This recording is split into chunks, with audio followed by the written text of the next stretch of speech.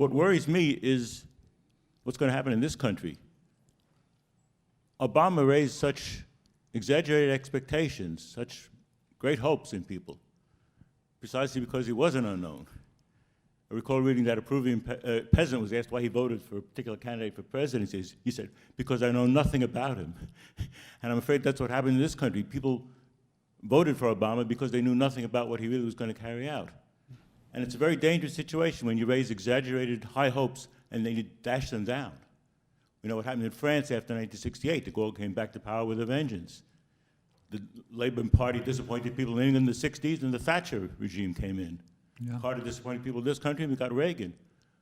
What's going to happen, as seems to be starting right now, when this exaggerated hopes are dashed down?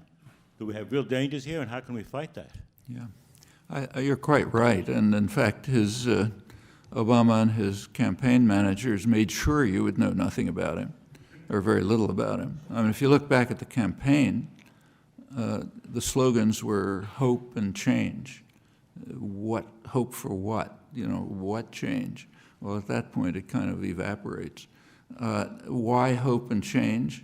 Well, campaign managers are intelligent enough to read polls, and they knew that 80% of the population thought the country's going in the wrong direction.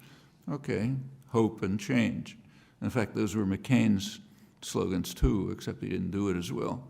Obama made it primarily because the financial institutions, who have enormous power in the country, mainly thanks to Reagan and Clinton, they preferred him to McCain. So they poured money into the Obama campaign way beyond McCain, and that's the core of the funding. And yes, he managed to make it, over to win the election. And it shouldn't come to us as a surprise to anyone who knows anything about American political history that they're being paid off. Just take a look at the front pages every day. The big problem for the big banks now is that the profits and the bonuses are so high that they're getting a bad press. So they have to figure out some way to conceal it by, say, taking them in stocks instead of money. So you're kind of borrowing money from the public instead of stealing it. So sure, they're getting paid off for having put Obama in office, but the other programs are, well, you know what's happening to them. He's probably a nice man, I don't know, but there shouldn't, just as you said, there should be no surprise. They were very careful to keep it quiet, and that's characteristic of U.S. elections. The U.S. elections are a facade. They are run by the public relations industry, who market candidates the same way they market toothpaste and lifestyle drugs. When you see an ad on television, you're not supposed to believe it. It's not an attempt to inform you the way it would be in a market system. It's a way to create uninformed consumers who will make irrational choices. Exactly the opposite of what you're taught in an economics class about markets. But business spends huge amounts of money to undermine markets by constructing uninformed consumers who are supposed to make irrational choices. And the same institutions, PR institutions, run the campaigns, and they market candidates the same way. They want an uninformed electorate that'll make irrational choices. And in fact, as maybe you know, Obama won an award from the advertising industry for the best marketing campaign of 2008. He beat out Apple Computer.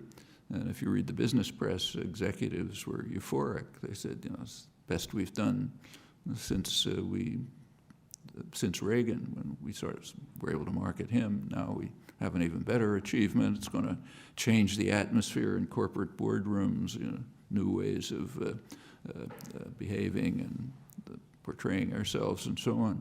Yeah, that's the case. And one technique is, if you really want to create an uninformed electorate, you have to keep issues off the agenda. And there's a second reason for that. On issues, both of the political parties are commonly well to the right of the population. So it's important to keep issues off the table, make sure people don't know what they are. So yeah, you're quite right. And what will the result likely be? And my suspicion is an erosion of the base for the Obama campaign, because people will be disillusioned. They shouldn't be, but they will be, and it's understandable. And a very significant backlash. There's a huge group of people in the country who feel they have serious grievances. The grievances go back to the 1970s. The shift of the economy from production to finance, which is a huge shift that took place primarily under Reagan and then Clinton, and of course Bush even more extreme. And that's left a lot of people out in the cold. The majority of the population have seen their wages and incomes stagnate for 30 years. Their benefits decline, services decline, infrastructure collapse, and so on. And they're not happy about it. And they want to know, why is this happening to me? If you listen to talk radio, you get a good sense of it, which I do. When I drive, I listen.